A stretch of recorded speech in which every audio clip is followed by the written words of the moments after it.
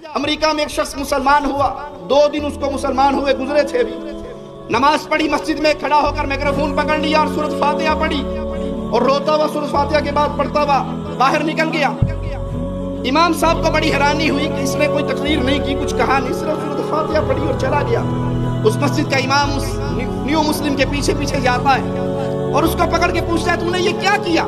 کہا مجھے مسلمان ہوئے صرف 2 دن ہوئے ہیں اور کل ہی میں نبی صلی اللہ علیہ وسلم کی ایک حدیث پڑھ رہا تھا کہ تمہیں اگر ایک آیت بھی پتہ لگ گئی ہے تو لوگوں کو بتا دو۔ تو میں نے فاتحہ پوری یاد کر لی، میں نے کہا یہاں تو نبی نے 1 آیت کا حکم دیا، میں تو 7 آیتیں یاد کر چکا۔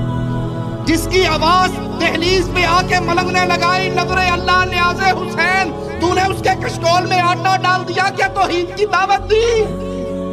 محرم کے نام پہ حلوے قبول کرنے والے، 11ویں کی کھیر قبول کرنے والے، اہل شرک کی مجلسوں کے کھانے اپنے گھر میں رکھ لینے والے، بعد میں جانوروں کو پھینک دینے والے، یہ مجرم، یہ مشرک، قیامت کے دن کیا تیرا گریبان نہیں پکڑے گا؟ میں اس کے دروازے پہ گیا تھا، میں نے کہا تھا علی جنازہ، میں نے کہا تھا پاپا کے نام کا، اس نے دیا نہیں لیکن مجھے کچھ کہا بھی نہیں۔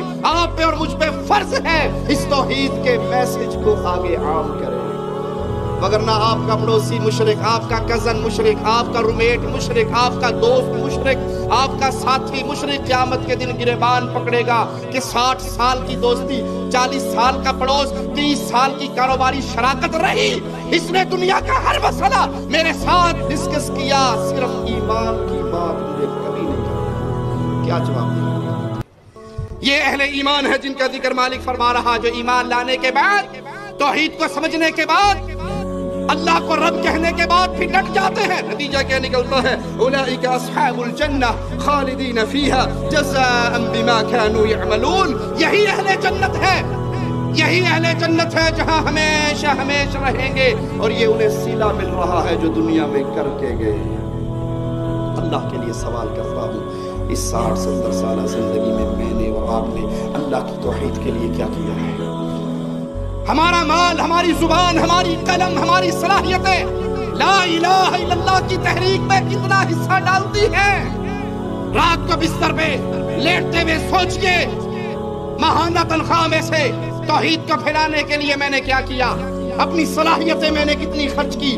کتنی لوگوں کو زبان سے، قلم سے آواز لگا کر، لکھ کر، تحریر کی صورت میں نے ان تک پیغام پہنچایا؟ کچھ بھی نہیں کر سکتا تھا، پکڑ کے علماء کی مجلس میں تو لا سکتا تھا، یہ مشائخ ہمارے تشریف فرما ہیں، ان کے دروس ہوتے ہیں، ان میں تو لا کے بٹھا سکتا تھا۔ کیا کسی ایک بندے کو میں نے لا کر کسی کے سامنے بٹھایا؟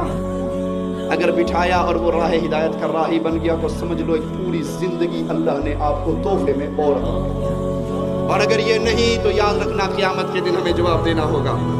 آج شرک کی کیفیت کیا ہے؟ جھوٹے پیر، من گھڑت بابے، میڈیا کے ذریعے عوام الناس تک، ایک ایک مجلس میں لاکھوں افراد تک کفر اور شرک کو کیسے پھیلا رہے ہیں، اور اس کے مد